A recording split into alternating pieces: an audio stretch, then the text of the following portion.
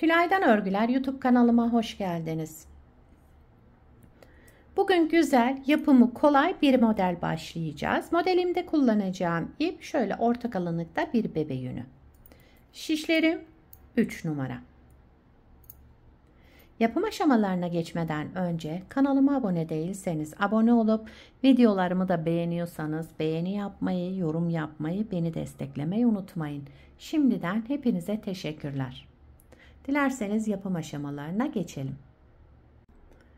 Şöyle ilmeklerimi çıkardım. Şöyle 2 diş de haroşa lastik hazırladım ben bu model için.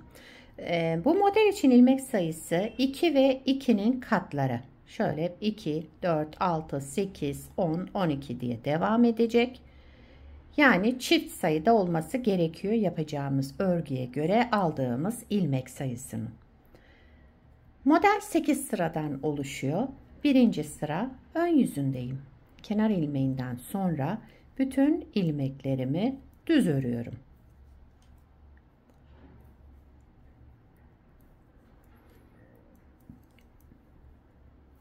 İlk 4 sırayı yani ön yüzünde düz, arka yüzünde ters örerek 4 sırayı tamamlayacağız.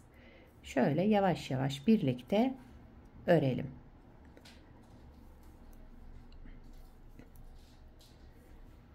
Evet, birinci sırayı düz örerek tamamladım. İkinci sıra arka yüzündeyim. Kenar ilmeğinden sonra bütün ilmeklerimi ters örüyorum.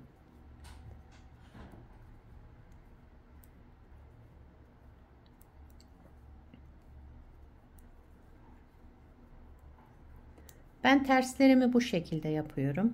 Benimki tamamen el alışkanlığı. Bunu soran çok oluyor. Böyle elim alışmış, böyle devam ediyorum ama düz örgülerde de gayet düzgün duruyor bu şekilde alırsanız ilmeklerinizi.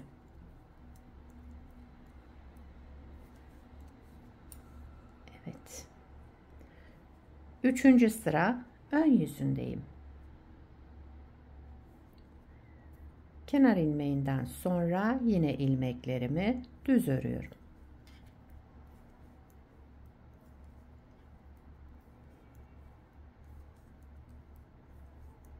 İsterseniz burayı 2 sıra da yapabilirsiniz. Ben 4 sıra yapıyorum.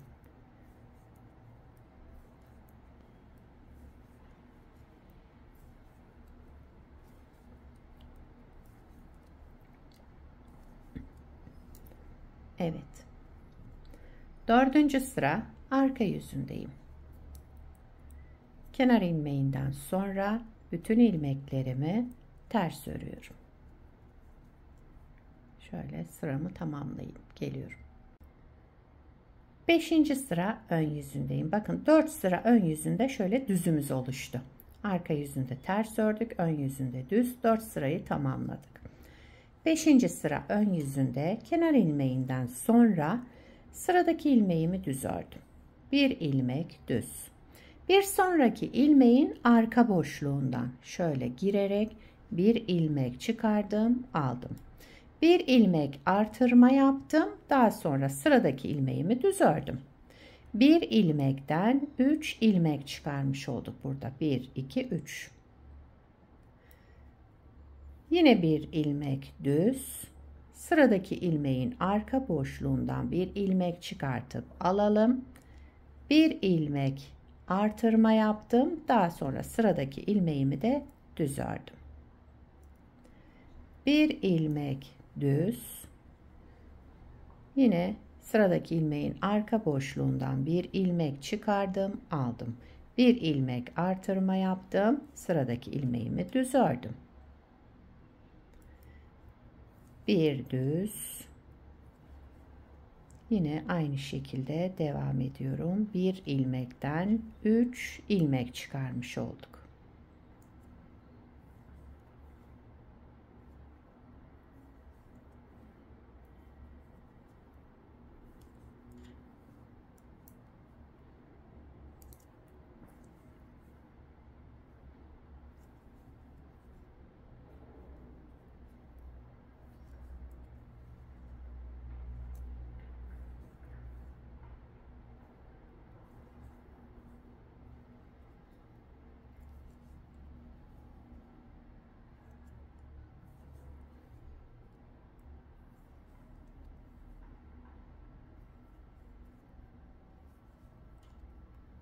Evet, 5. sırayı tamamladım. Kenar ilmeğini düz ördüm. 6. sıra arka yüzündeyim. Kenar ilmeğinden sonra ilmeklerimi hep 2 alarak ters öreceğim. Bakın şöyle. Öndeki 2 ilmeğimi şu şekilde alıyorum. Bakın 1, 2. 2 ilmeğin ikisini bir aldım, ters ördüm. Devamındaki 2 ilmeğin ikisini bir aldım, ters ördüm. Tek ilmeğe düşürüyorum. 2 ilmeğin ikisini bir aldım, ters ördüm. Yine 2 ilmeği aldım, ters ördüm. Ön yüzünde ilmeklerimizi artırmıştık. Şimdi arka yüzünde ikili örerek tekrar eski sayısına getiriyoruz ilmek sayımızı.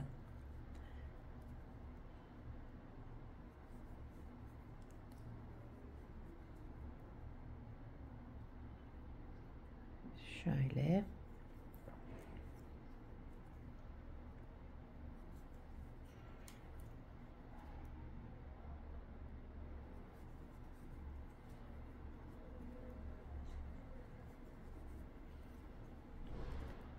Altıncı sırada yapacağımız işlem ilmeklerimizi 2 alarak ters örüyoruz.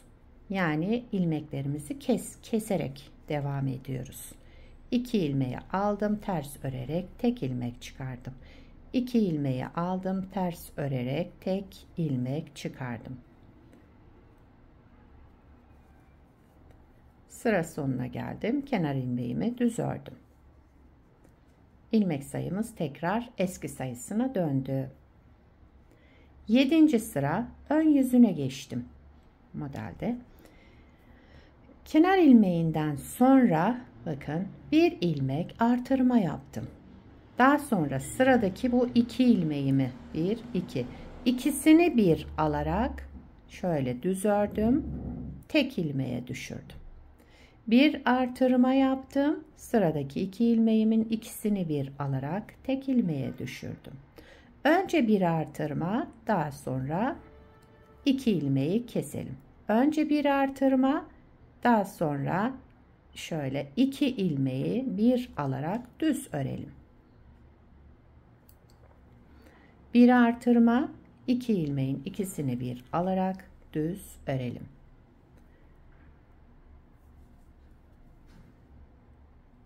Yedinci sırayı da böyle yapıyoruz.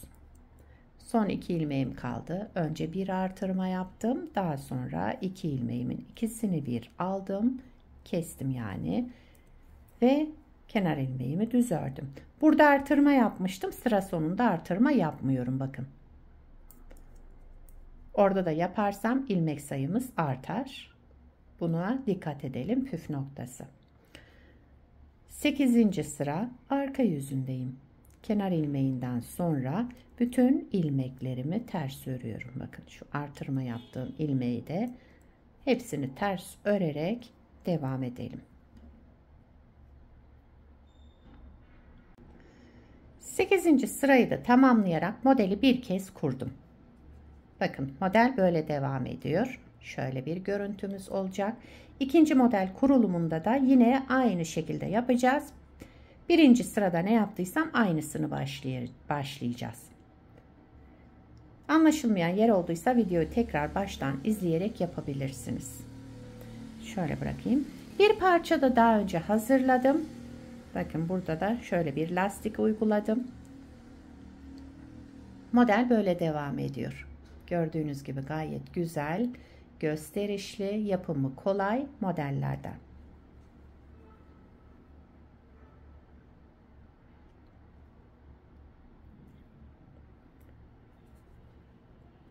Bu modeli istediğiniz örgüde kullanabilirsiniz. Yetişkin örgülerinde, çocuk örgülerinde, bebek örgülerinde hepsinde kullanabileceğiniz güzel, gösterişli modellerden.